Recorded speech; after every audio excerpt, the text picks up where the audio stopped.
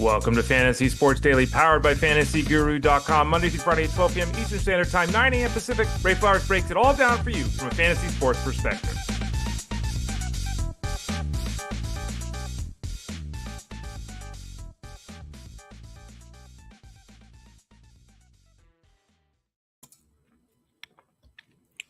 Morning, everyone. Ray Flowers of FantasyGuru.com. Hope you're doing well wherever you might be. Let me fix my collar here. What is going on? My hoodie was sticking up, was protruding in an unnatural way. I'm Ray Flowers of FantasyGuru.com. Thank you for joining me on the show today. Really appreciate it.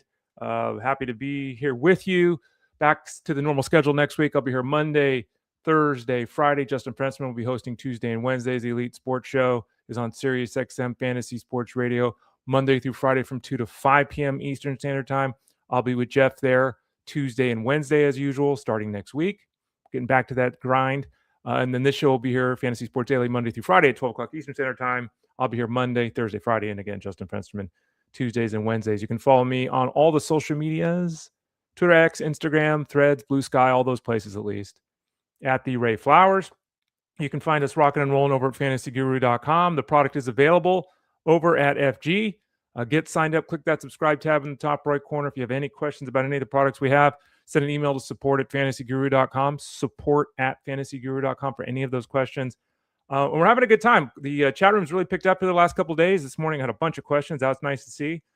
We'll be continuing to put out an article every single day until the regular season begins. Remember, you can sign up for the DFS and the betting packages right now, too, over at fantasyguru.com. You can sign up for 2 of the 3 baseball packages. You can sign up for all 3. So get over to fantasyguru.com, get it checked out right now. Remember as well, we debuted our half-season baseball leagues. We also have another baseball format that we haven't debuted yet. It's probably going to be next week. Let's check in on that. Yeah, it's going to be fun.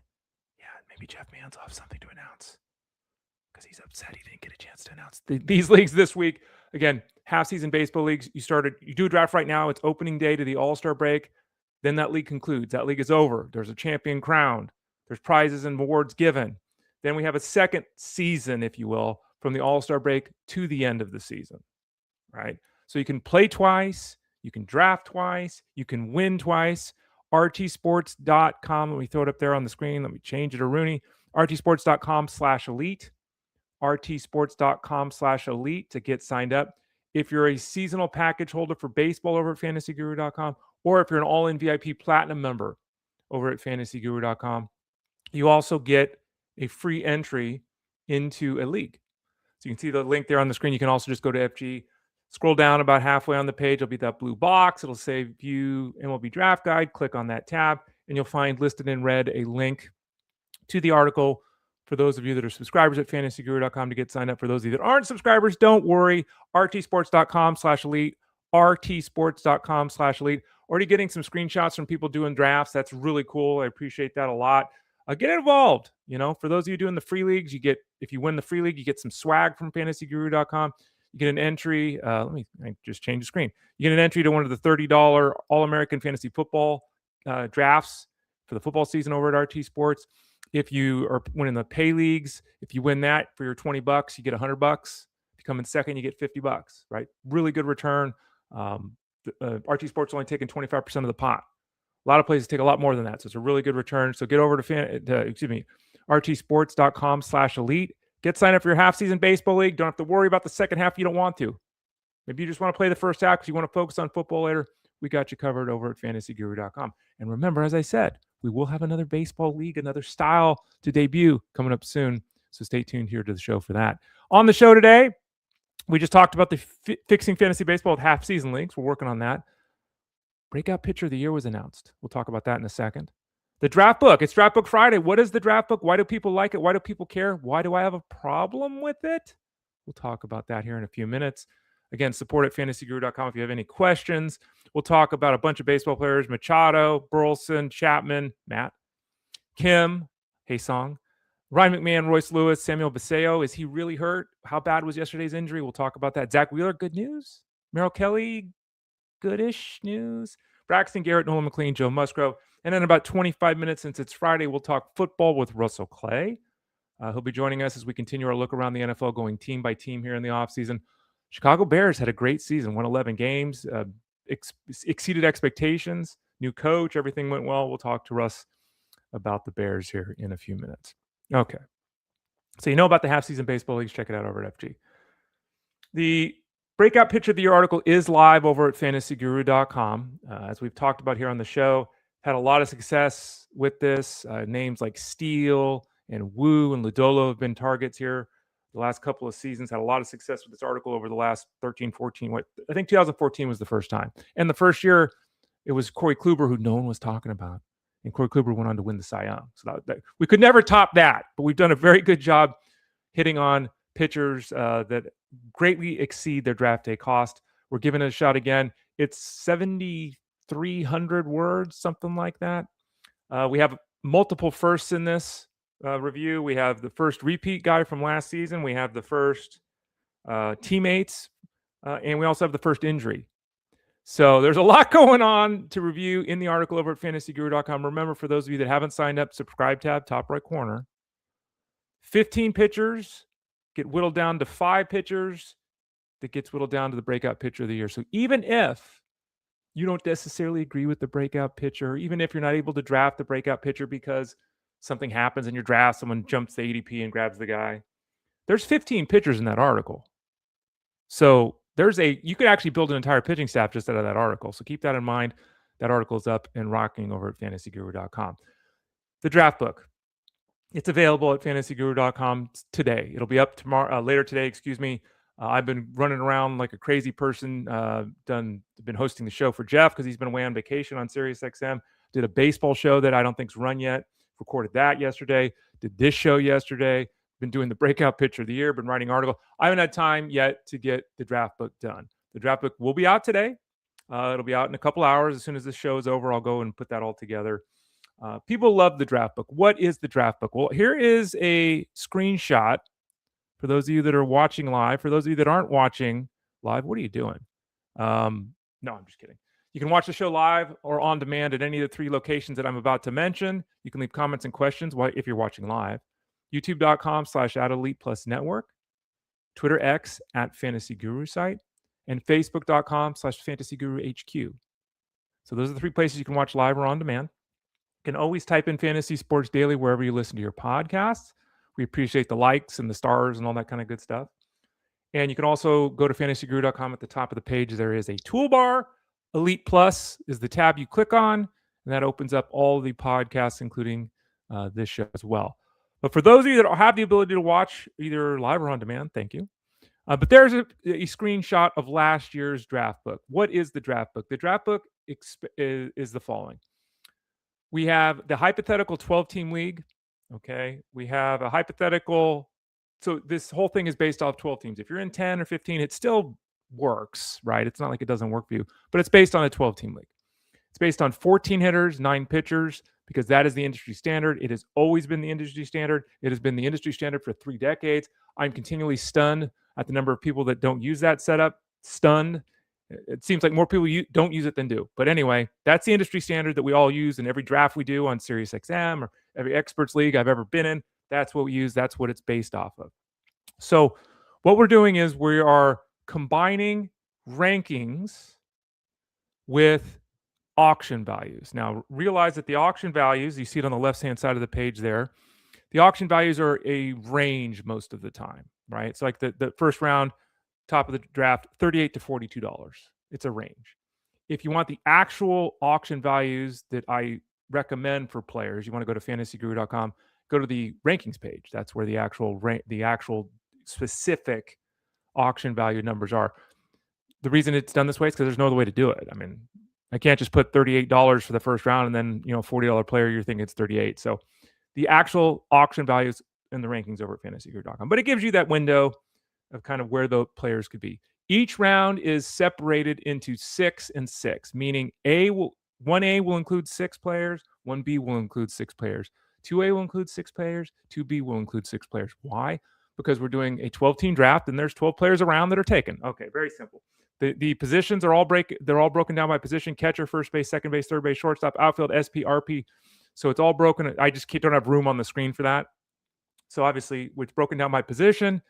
And what we try to do is we try to put together kind of an ideal draft. Now, my main problem with this is the same problem I've always mentioned when it comes to this draft book. I don't like it at all. Number one, it's a lot of work because I have to do the whole thing by hand. Fine on day one when you're doing it by hand, but when Ozzy Albies blows his knee out next week, I then have to, if he's ranked in the 4th round, which he won't be this year, but as an example, Pete Alonso blows his knee out this year and he's done for the season. I have to redo 200 guys because I have to every round below the 3rd round, I have to hand redo, and I can't just copy paste because it's white and gray color coded. So it's a disaster. It's a disaster of work. You don't care about that. The reason I don't like the draft book though is the following: there is no context to this at all. To me, this is very much just a top overall, top 300 list, a top whatever list. This is exactly the wrong way to draft, if you ask me. Exactly the wrong way to draft. People like it because it's neat, it's concise, it's downloadable. You can adjust it when you download it. Like I totally get the appeal of it, but it's the completely wrong way to do this, in my opinion. We're looking at this here as an example. William Contreras was the only catcher listed here in the 4th round last year. Am I taking a catcher in the 4th round of a draft? Absolutely not. I'm not taking a catcher in the 4th round of a draft. Would I pay $20 for William Contreras in an auction league? Yeah, I would. So that part of the auction value, yeah, I'm totally fine with that, right? We'll pay $20 for him. So Ray, why do you list him in the 4th round? Well, if you want to draft William Contreras, that's where you got to draft him. I mean, that's just if you're saying, and I'm using this as an example from last year. If I'm telling you I'm not taking a catcher in the first 10 rounds, it does me no good to then list Cal Raleigh in the 10th round, because he's obviously going to be drafted in the 2nd round, right? So Cal Raleigh is going to have to be listed on the 2nd round on this sheet, even though I would never draft Cal Raleigh ever in my entire life. Would I ever draft a catcher in the 2nd round? Not happening. So this isn't exactly this is not how I would actually rank the players. It's not how I would actually draft the players. People love it though. So I just wanted to point out that the pitfalls here. There is a link. There will be a link into a much longer discussion. I think it's either last year or 2 years ago. I spent like 20 minutes talking about this on one of the Fantasy Sports Daily shows. So there will be a link in the actual article that's posted later today over at FG that'll spend like 15, 20 minutes talking in more depth about this. But I just wanted to tell everyone what it is, give you a little bit of an explanation of what it's showing. As you can see there, we'll go 300 players on this sucker, 25 rounds, using the standard 5x5 scoring, 14 hitters, 9 pitchers, 12-team league. If you have any questions, hit me up over at fantasyguru.com in the Discord. Happy to answer them. I wouldn't use this. I don't recommend using this. People like it. People use it. We provide it because at the end of the day, ultimately, it doesn't matter. I mean, it does because it's me. Hey, I care about what I have to say. But the honest truth is you have to do what makes you happy. You have to do what works for you. And you might like my analysis, but you might like this way of drafting. That's totally fine. So the bottom line is it doesn't matter whether I would use it or not. I'm just being honest with you and telling you I would never use it. But if it works for you, use it. We provide, I don't play head-to-head leagues. Doesn't matter. We talk about head-to-head leagues. I don't play in many points leagues. Doesn't matter. We talk about points leagues. I don't play in best ball leagues. Doesn't matter. We talk about best ball leagues. This is not a draft guide for Ray Flowers. This is a draft guide for you. This is a preseason product, which is actually a full season product. Don't forget, we cover, if you sign up now, you get it throughout the whole season. And again, if you sign up now, you get access to a free league, rtsports.com/elite. For those of you that want to sign up, for those of you that get the package over at fantasyguru.com, you do get one free ticket to a league. You can also sign up and play more if you want. You get access to every podcast we do, article we do, every ranking we do. And there's a ton of rankings over at fantasyguru.com. Dynasty rankings, head-to-head ranking, dynasty rankings, points rankings, AL rankings, NL rankings, mixed league rankings, auction values, on base percentage rankings, category rankings. The points rankings will actually be updated next week because those are about, a month old, something like that at this point. So they'll be updated next week.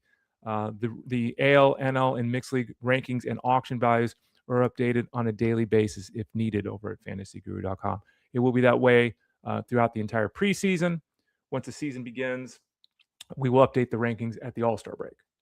But yeah, so the draft book is there, and it doesn't matter if you like it or use it. People like it and use it. So we provide it over at fantasyguru.com. That's what we try to do, provide the tools that are necessary for you and all the formats you play and all the styles you play, and give you the tools and weapons to have success. So the draft book is one of those tools. It will be up later today over at fantasyguru.com. Also this weekend, I did participate this week in the 15-team labor draft and the 15-team draft for Tout Wars. Both those drafts were covered on SiriusXM Fantasy Sports Radio. Both of my write-ups for those leagues will be available this weekend at fantasyguru.com. They'll be free for everyone to read.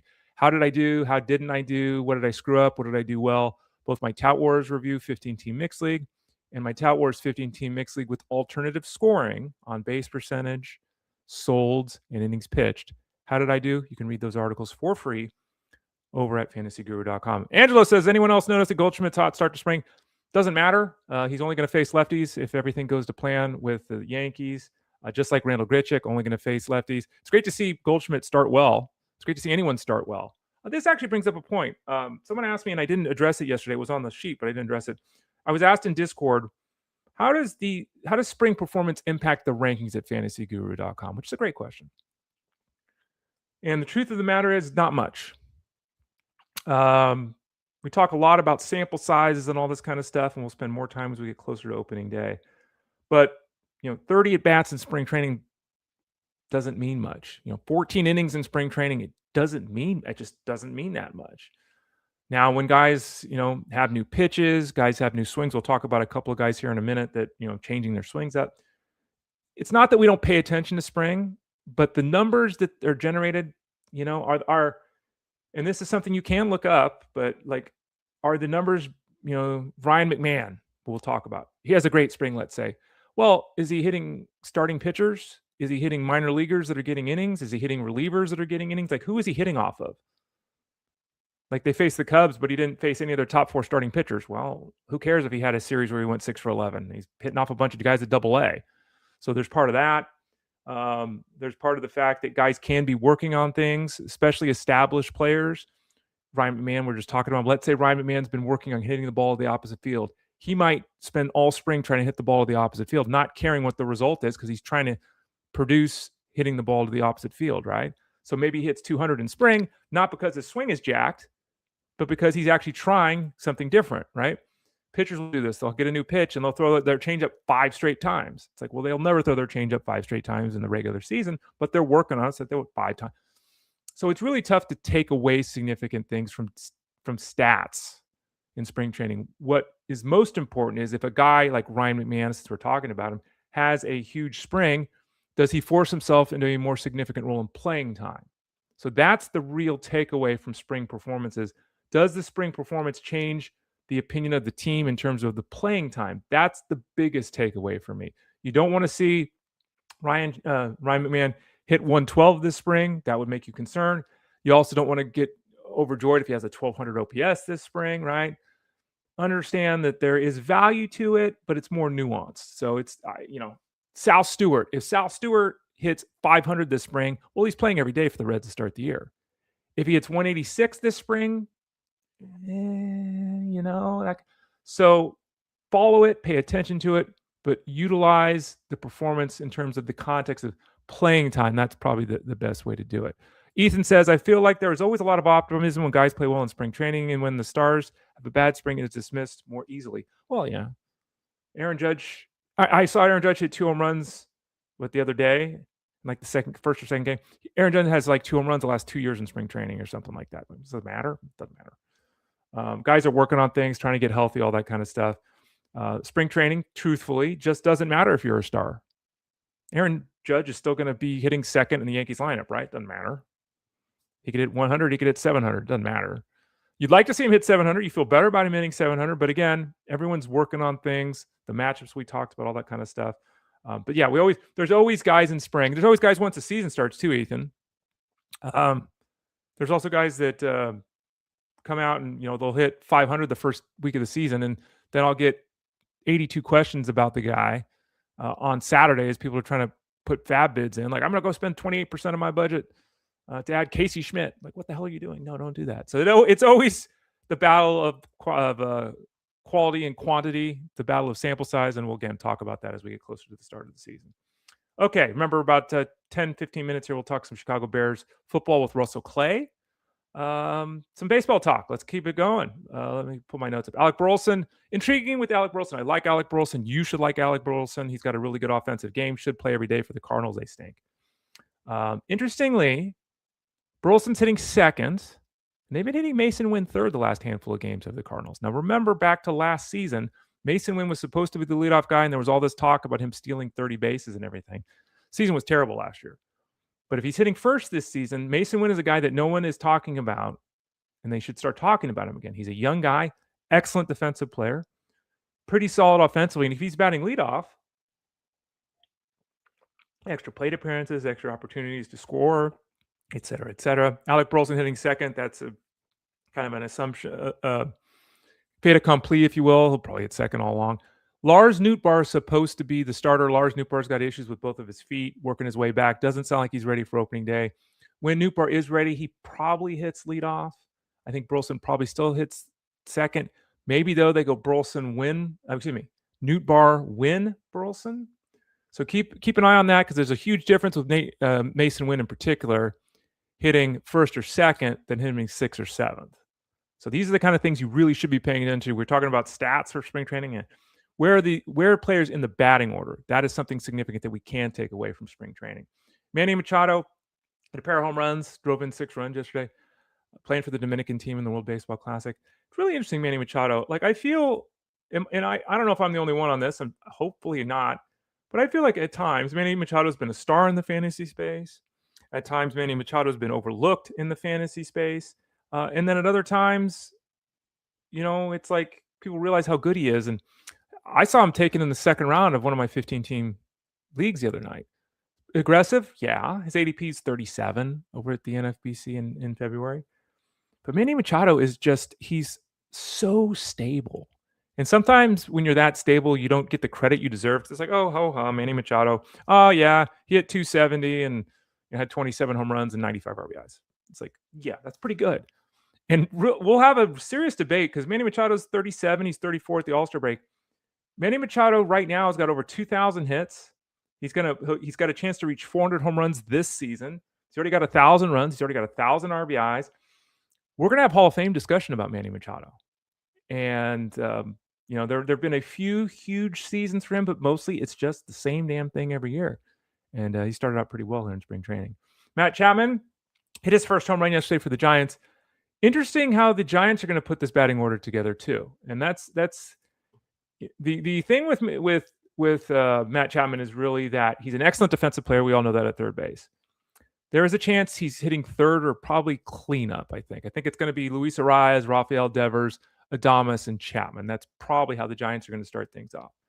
But Chapman routinely has excellent numbers in terms of the StatCast data. Exit velocity is 92 miles an hour, elite mark. 48% hard hit rate, not elite, but really good. 10% barrel rate. Like last year, his numbers were slightly down. He was hurt a little bit last year. But it's just 93 miles an hour, 18% barrel rate, 56% hard hit rate. Like, this dude hits the ball really hard. He doesn't strike out a ton. He takes a walk. He's never really had a batting average. There's a 270 season in there somewhere. I mean, we're almost 10 years into his career now, so maybe it doesn't happen.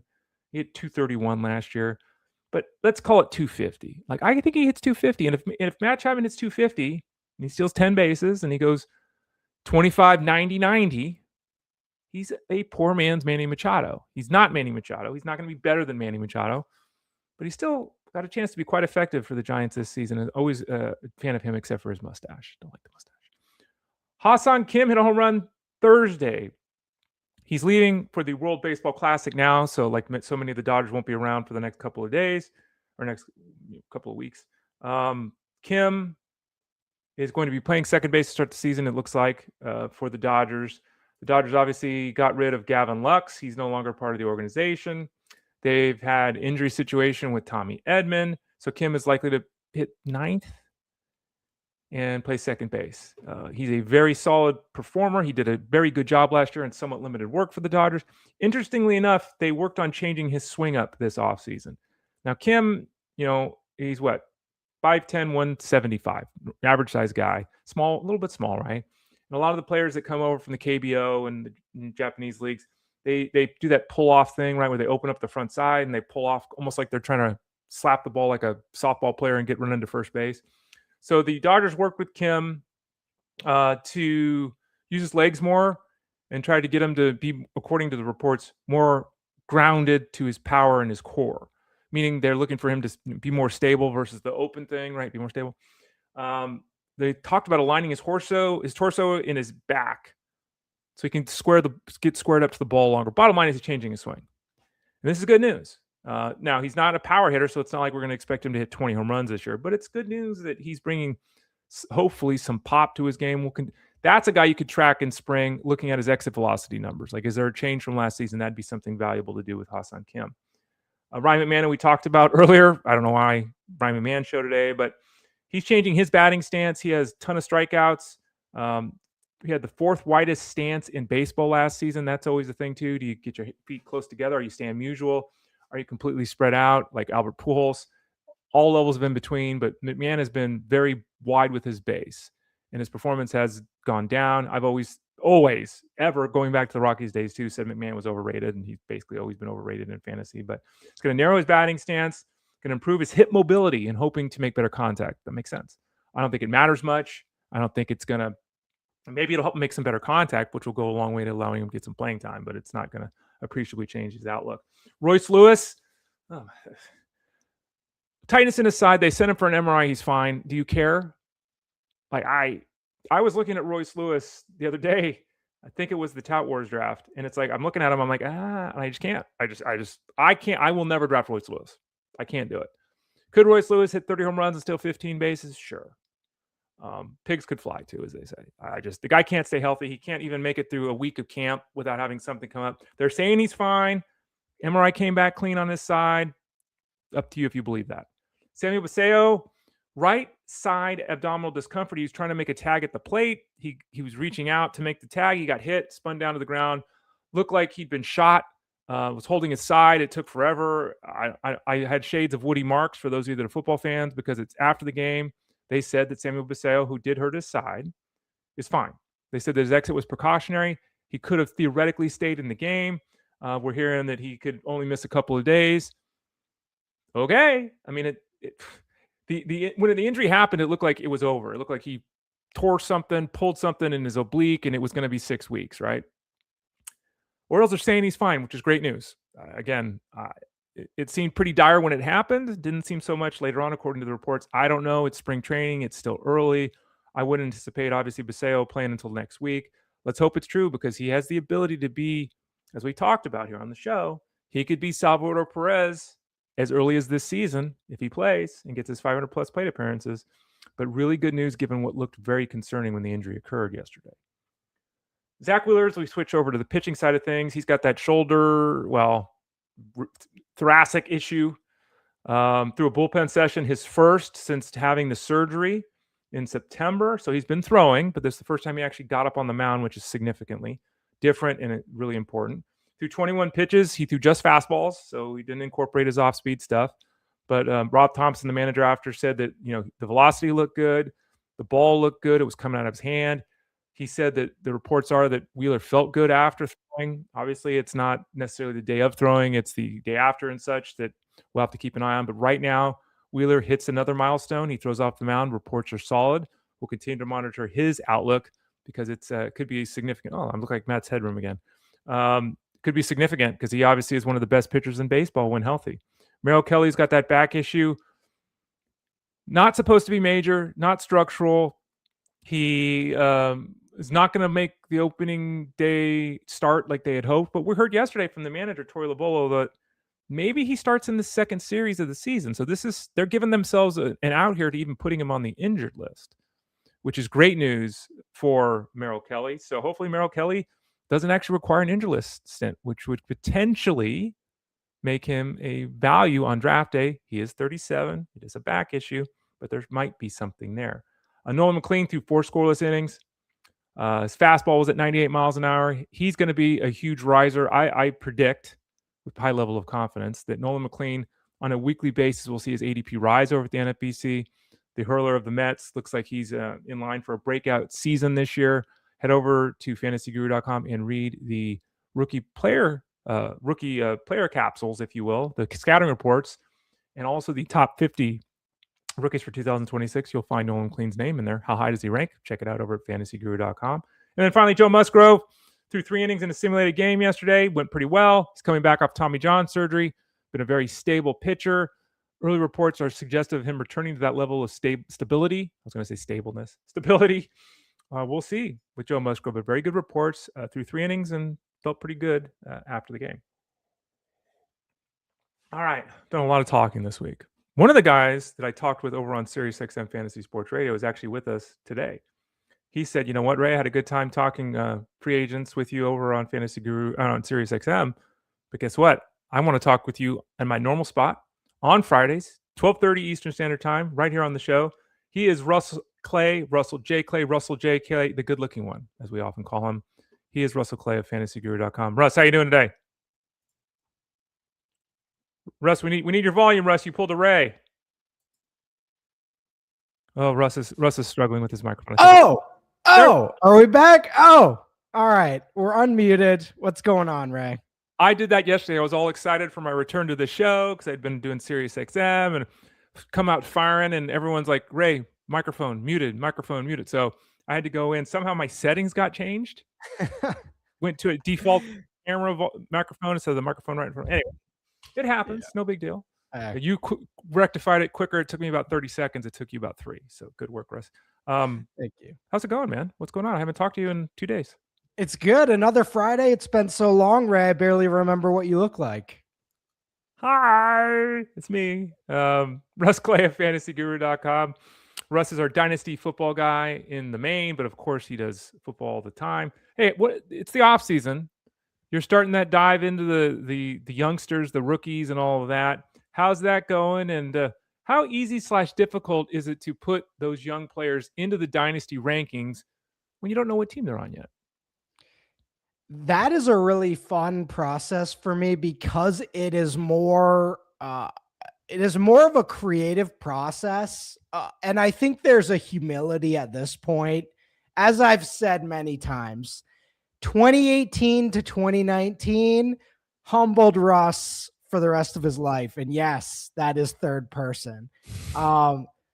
But so I've had the be really right on guys, and then I've had the really whiff on guys. And the good news is at this time of year, we're still really early in the process. So as long as you explain that to people, you can put players where you want and we can move from there. And of course, shift as they get drafted. And the biggest one, Ray, over the last few years, because there's a lack of information before the draft, some of these guys we project as second, third rounders. And, even a guy like Tez Johnson, who, made notable news the last couple of days. He was supposed to be a second, third rounder, goes in the 7th. That totally changes everything. So we're early, but it's still fun to talk about the players and the combine this week. And yeah, it's all good. I got a question in the dynasty room this morning, and I look at it this way. To me, I'm in a dynasty football league. We have 50 roster spots. We talked about it. You and I reviewed my team this year at the start of the season. I would never, ever, ever, ever, ever, ever, ever, ever, ever make a trade in February or March. Never. You don't know what's going on. We haven't had free agency hit yet. That's March 9th. Obviously, the draft hasn't happened yet. Yet every day in the dynasty room, people are asking questions about trades. What do you say to those people? It's like, I get it. You're jonesing. I get it. But I just don't feel like I have the right information to help people make the right decisions because I don't know where these guys are even going to be playing this year.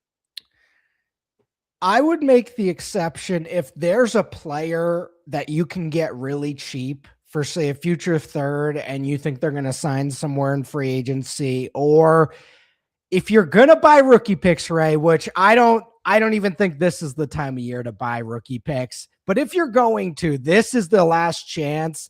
Post combine, things heat up. You're paying a premium, and by draft day, you're paying, 200% what you would. So I do not buy rookie picks on the rookie draft. If you're going to buy them, do it now. But even now might be a little late. So I would generally agree with that a lot of these, unless they're, 1-for-1 deals, right, or you're grabbing like JJ McCarthy in a super flex, which I don't know why you do that, but you know what I'm saying? Yeah, like a guy that had there's nothing. Yeah.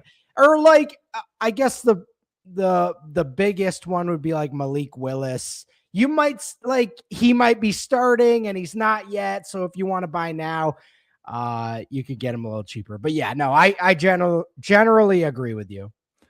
One other bit of news before we talk Bears. Ashton Genty, who had a solid rookie season, below expectations in the fantasy space. That's because the Raiders were terrible. Still had a solid rookie season.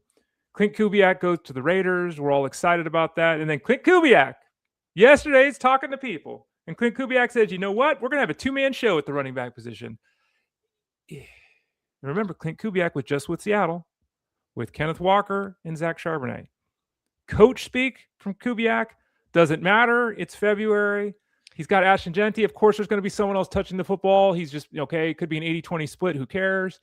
Or does it make you nervous? Because this guy just had a backfield where he split this thing right down the middle. What are you thinking with Ashton Genty?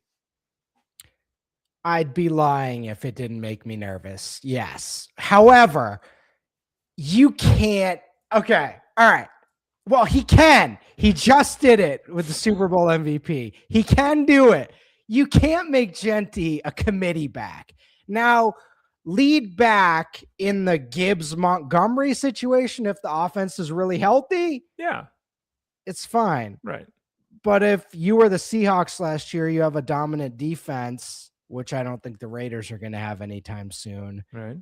It can look a rookie bad. quarterback too. Rookie quarterback. It can be really bad. And by bad, I mean 1,300 yards for Ken Walker in the regular season looks good. Right. But we lived through that. We know the truth. We all know the truth. So, yeah, it's a little concerning for me, but we'll see who he brings in. I do think Zach Charbonnet is a good running back, so that's going to be tough. Russell Clay at fantasyguru.com. Let's talk some Bears football here. 11-6 last year. New head coach comes in. Offense, as expected, takes a step, and that starts with Caleb Williams. Caleb Williams is really interesting because he's known for all the late game heroics and all the craziness and all that kind of fourth quarter stuff. And, you know, it kind of overwhelms, I think, a little bit. And there's also, he paints his fingernails and all this stuff away from the field that people get stupid about. Kind of obscures on the field that he was very effective. He wasn't a superstar necessarily, right? Didn't have massive passing numbers or anything like that, but he just about hit 4,000 yards, almost hit 30 touchdowns, didn't turn the ball over through the air. How do you assess his season? It seemed pretty damn good to me. Well, and it's not just him. It's him and Ben Johnson and these young weapons. So not only is it Caleb improving, but his numbers were much better, and he's on a team that's winning. So that early success, not that we were thinking Caleb was going to be replaced anytime soon, but that early playoff success is going to pretty much guarantee him a second contract with the Bears. And we have to look at that. Look at all these quarterbacks that just get tossed aside after or before that rookie deal is over. So Caleb's not only locked in, it looks like he has potential to run as well. He's got Colston Loveland. We'll see about Luther Burden. We'll see about Odunze. Seems like DJ Moore might be on the move. Kyle Monangai, I mean, they got a great setup there. I think he's in a really safe environment, and that is more than half the battle for these young quarterbacks. So I'm in. Russ Clay at fantasyguru.com. Let's talk about the pass catchers. Let's start with Colston Loveland. Had a traditional, I think, tight end season for a expected star tight end receiver. Started slowly as a rookie, didn't do much, came on like gangbusters at the end, right? Seemed like a kind of dumb draft pick at the time, right? They had Cole Kmet. They'd signed him to a long-term extension. Loveland, though, became a difference-making player down the stretch. Is there a full-on breakout happening in 2026, Russ? Like, how do you look at his trajectory heading into the new season? Okay, so tight end has been a mythical creature to find elite production, right? We get all these tight ends. They have good year ones, and then things shift. The coaching staff changes. Their role changes. I look at Sam Laporta a few years ago. We were ready to make him the next Gronk, and he's shifting out. So everything I saw suggests historically this is going to be one of our guys in the future. Maybe not Gronk or Jimmy Graham level, but could he hit that, consistent Jason Witten level if this all stays together? And I want to really emphasize that if this all stays together, it looks like he has every tool to become a really special guy. However, Kyle Pitts had 1,000 yards in year one, and one touchdown. He made me wait another 4 years before he really broke out again. So we'll see. I do like it. I am going to rank him high. I'm probably going to draft him next year, but tight end is a fickle beast. What about the wide receiver position? There are 3 guys to talk about. Let's take them one by one, Russ. Yeah. Odunze, let's start out there. Odunze was the guy coming into this season that everyone was pumped about. He was solid as a rookie. He's getting that new coach. He's going to be the lead receiver for the team. He's probably going to pass DJ Moore at some point and be their number 1 receiver.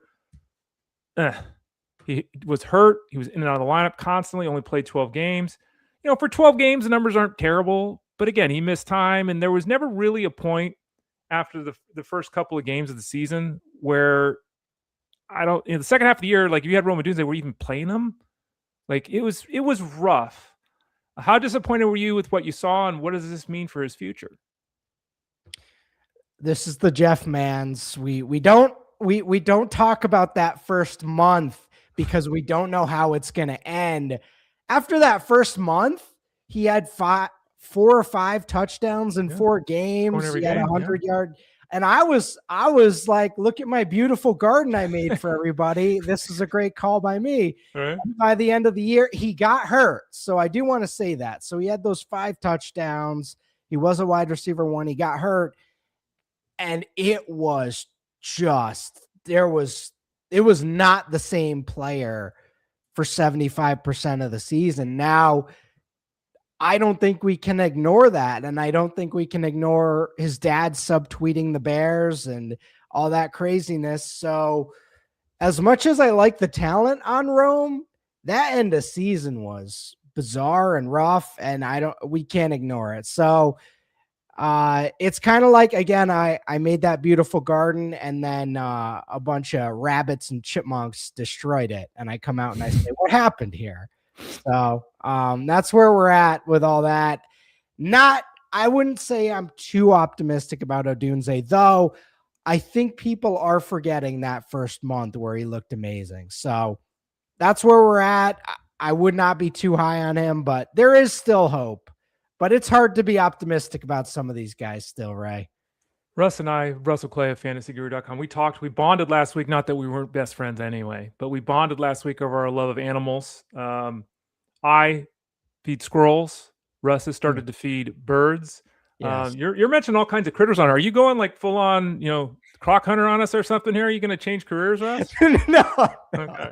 I'm just checking because you're dropping all kinds of squirrels and all kinds of, Oh God, I know. No. Okay. I think my birding is the extent of my nature stuff. Yeah. Okay, you're throwing around animal names there. I just wondered. My dog was had a snoot in a gopher hole this morning. Like, you never know. Nature's everywhere.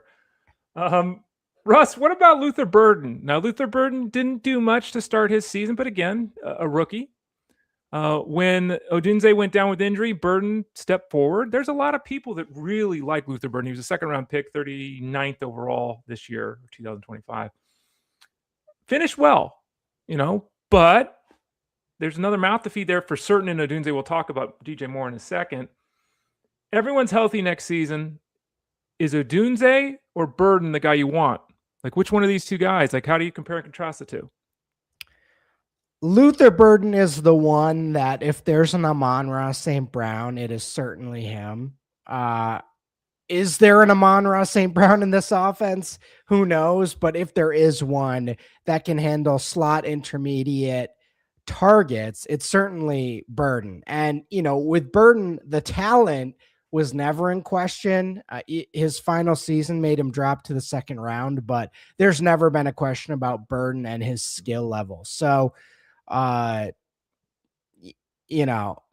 you just look at it all. You look at the plan from our vantage point and say, oh yeah, I see the vision. If he's trying to make this look anything like the Detroit Lions from a few years ago, Burden to St. Brown. And Ray, I mean, I don't know where you're at with this, but I'm now looking for slot intermediate receivers as the new alphas in these offenses and not the outside guys, as bizarre as it is to say. And that's, we talk about the 2026 draft class. It's like, yeah, there's some really cool guys that I would have loved in the 2000s. And now I'm like, wait, do I just want all the slot guys? Because that's where all the fantasy points are coming from. Yeah, who knew that being 6'3", 225 wasn't great? Yeah, anymore? that's a bad thing now, right? Yeah, it's weird. I got to change my heightist point of view, apparently, because I've always said, give me that guy. Russell Clay at fantasyguru.com. Okay. I'm not really sure what's happened with DJ Moore the last 2 years. There's been a lot of things happening on the field. There's been things happening off the field. Coming into this season, DJ Moore had caught 90 passes, 90 for multiple organizations 3 times in 4 years. Each of the previous 2 years to this season, 96 and 98 catches. 2025, 50. I know that Odunze growth. I know that Burden wasn't there. But we went from DJ Moore being a rock-solid bottom-end wide receiver 1 to not even startable for about half the year last year. He's got a huge contract still. It's got a couple of years left. You mentioned earlier in your visit here that he might not even be with the team next year. How do you see this playing out? Because it's, DJ Moore right now he looks like the third guy here. He gets traded. He could go right back to catching 85 plus passes for somebody else, depending upon what team he ends up with.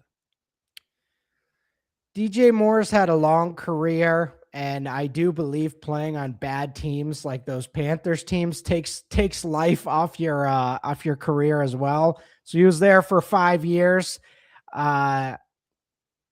DJ Moore is good, but he's also 28. And we see this all the time where he's not done, but he's been through a lot of minor to major injuries for him. He hasn't missed a lot of time, but he's been banged up a lot, especially the last couple of years. And he was on the injury report all season. So when I look at DJ Moore, I don't think he's finished, but he's certainly in a different part of his career. And that can make the production shift a lot, especially on a team like the Bears with this new age coaching staff. They bringing in their guys. So DJ Moore coming into the midlife of a wide receiver, and you look at this and say, Ben wants his guys in, and as much as he probably likes Moore, he's not one of his guys. So you think, would your prediction be he stays or he goes? Because he's got a big contract. It's going to be tough to trade him.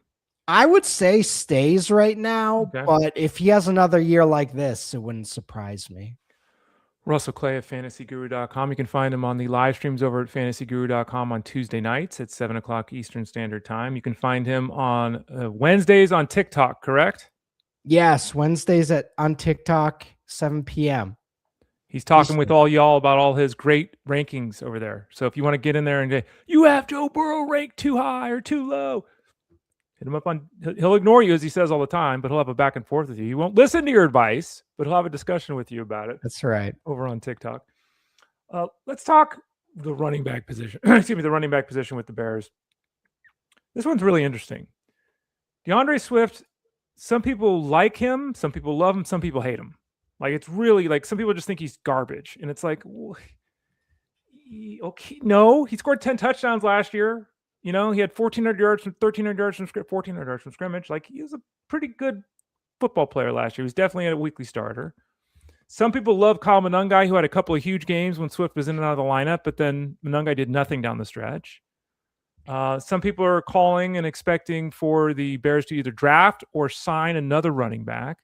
Some people think that means that DeAndre Swift is the one that heads out of town. Some people think that means Kyle Monangai ends up not even making the roster. Like, there's a whole crazy, something's going to change with this running back group and what's it going to be. Let's start out with DeAndre Swift. To me, he did exactly what I expected of him. He's a running back 2 last year and everything's fine, and I expect him to be that again in 2026. What say you, Russ? His rookie year and second year damaged his reputation beyond belief. And the truth is, Ray, he's been good for 3 years now. True. 1,200 yards or 1,300 yards, 1,200 yards, 1,300 yards. You mentioned the 10 touchdowns look great in the system last year. Now, is he banged up a lot? And is he not a guy who's going to get, the Christian McCaffrey role? Of course.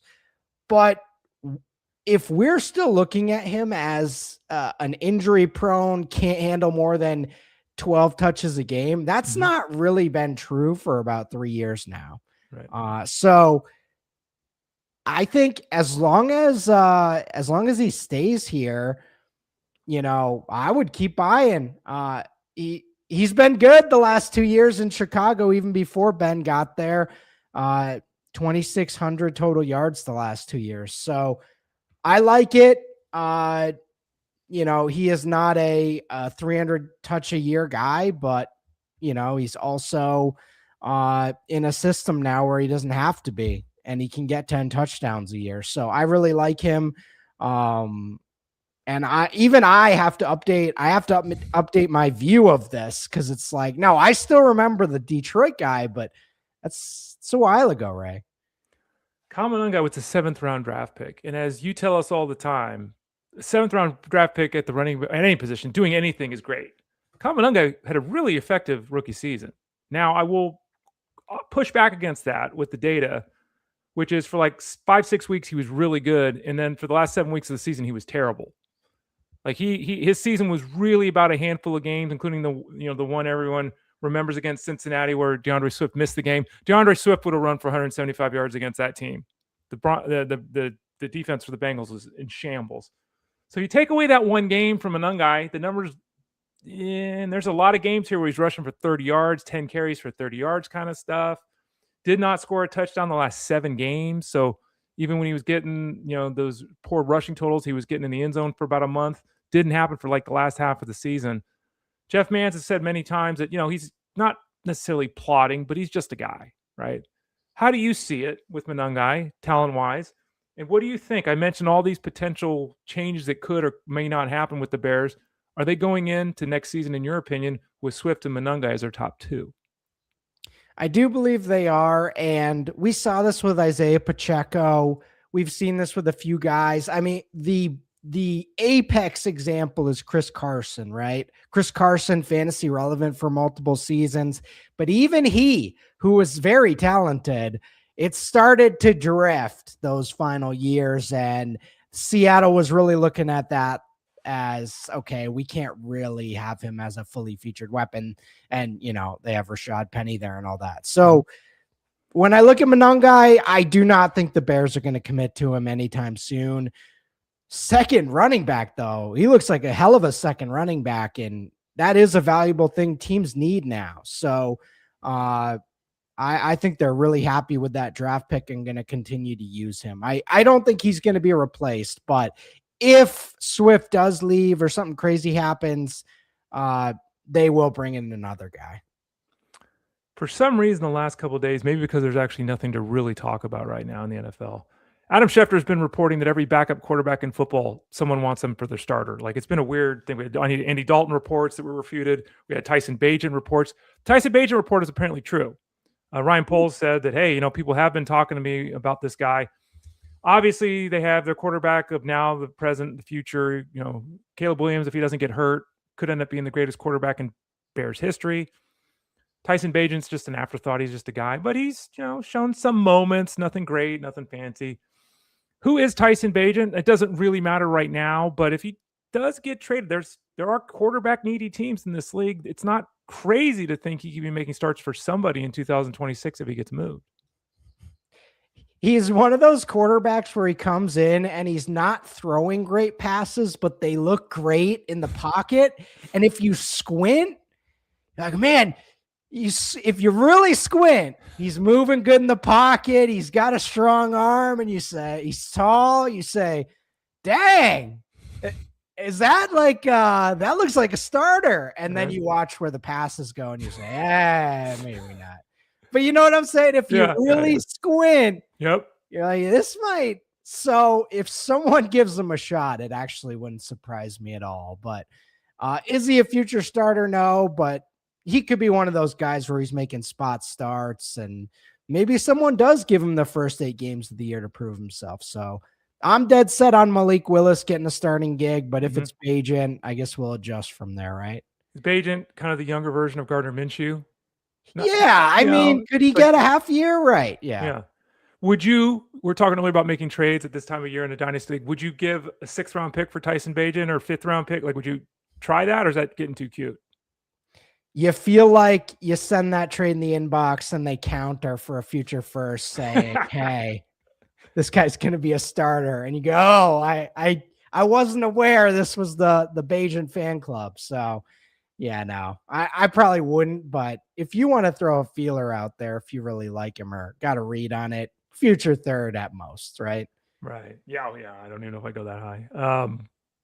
Bears are in trouble in terms of cap space. They're actually in the negative right now. They've given Tremaine Edmonds, their linebacker, permission to seek a trade. So I don't know how much offseason. This is another thing with the whole DJ Moore scenario. Like, they're hunting for salary cap space. We did just get an announcement this morning, by the way, for those people thinking about it. The NFL salary cap is going up $22 million. It's going to be 301.2. So it's over $300 million. So first time ever in history, it's gone over 300. In 2022, 4 years ago, it was 208. It's gone up $100 million. It's gone up half, 50% in 4 years. Pretty crazy with the NFL. Bears have a 25th round, a number 25 pick in the first round. So they're not picking early, obviously, all the success they had last season. Going into wrapping this up with the Bears, Russ, is there something you'd like to see them do? Is there a positional need they need to be filled here? Is it just keep the guys healthy and keep the ball rolling? What do you think? Okay.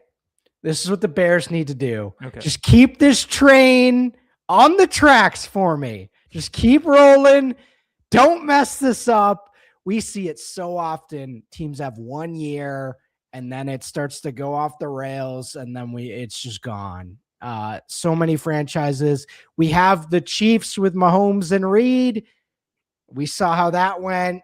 Even despite not winning the Super Bowl, the Bills, Josh Allen turned into a top 3 fantasy QB for the last half decade to decade. Lamar with the Ravens, they kept the train on the tracks. It doesn't have to be perfect. I just need Caleb to stay alive here. This is the future of the NFL. I view this with like 5 of these 2024 quarterbacks. We need the train on the tracks. I cannot have another Andrew Luck or I'm going to combust. Choo choo. That's right. Yeah, they keep it on the tracks. Russell Clay at fantasyguru.com. What are you working on this weekend, this time of year, Russ? Are you writing prospect profiles and behind the scenes? What are you doing? Yes. So, this week is the combine. I don't know if you guys saw some of the superhumans testing yesterday on defense. First to me learning some of these defensive names. There's a guy named Sonny Styles, I guess, which sounds like a wrestling name. Sandy Styles was one of my friends. Yeah, really. But you go ahead. Yeah. So he sounds like a wrestler from the 80s, but, so I'll probably be in the Fantasy Guru Discord talking about that on the weekend. And yes, we will be starting our prospect profiles, going through all that. And our off season is on the way, Ray. We're finally getting some good info that we can use for the draft. So a lot of fun stuff ahead for me, and most of it's basically written content and our stuff on the site. Go to fantasyguru.com, click that subscribe tab in the top right corner. You see the link there on the screen too as well. For those of you that want to sign up, you can always sign up. And remember, you get these packages and you get access to everything. Depending upon what package you can get betting information, you can get DFS information, you can get seasonal information, you get access to a Discord room. Almost every sport has their own. I think they all do actually have their own thing. Maybe we don't have a tennis room. Do we have a tennis room? I don't know if we have a tennis room. I don't know. Do we? I don't know if we do. Brian Clifford covers tennis for us. I don't know if we have a tennis room, but basically, like baseball's got rooms, right? There's a seasonal baseball room. There's a DFS baseball room. There's a betting baseball room. Football's got a dynasty room. It's got a seasonal room. So you get access to so much stuff. You get live streams. So we're talking about Tuesday nights, the live stream at 7:00 Eastern Standard Time. You don't get access to Russ's TikTok video because you just got to go to TikTok for that on Wednesday nights at 7:00. And what's I always ask you, you never tell it. You're like very secretive. Like you don't want to have your people numbers and followers grow on TikTok. What's your TikTok address? You want to know why, Ray? Why? Yeah. Because I have so many usernames and some of them are the same and some of them are different. I think it's Russell J. Clay, but I don't think it is. So that's why I always hesitate. So I'll check on that, and next week I'll have the official name. It just search Russell Clay, and if you find some random man in India, that's not me. Let's see what he said. If I see Russell Clay, it should pop up, right? If you just search my name. Well, no, I'm seeing no. Okay. All right. Let's try the J. Okay, Russell Clay 17. So that's why, Ray. That's why I don't, because I'm like, I got so many names. They're all slightly different. On TikTok on Wednesday nights at 7:00 Eastern time, you want to go to Russell J. Clay 17. There you go. Russell J. Clay 17. Yeah, because I typed in Russ Clay and there's like 14 Russell Clays, which is probably why you have number 17. Russell J. Clay 17 over on TikTok. Yeah, it's tough. I did the baseball guys thing on Twitter for so long that people didn't know I did football. And it's like, well, I've done football literally as long as I've done baseball. I did a nationwide radio show, worldwide radio show on Sirius XM talking football for 15 years. Like, yeah, I do football. So I was able to fix everything at the Ray Flowers.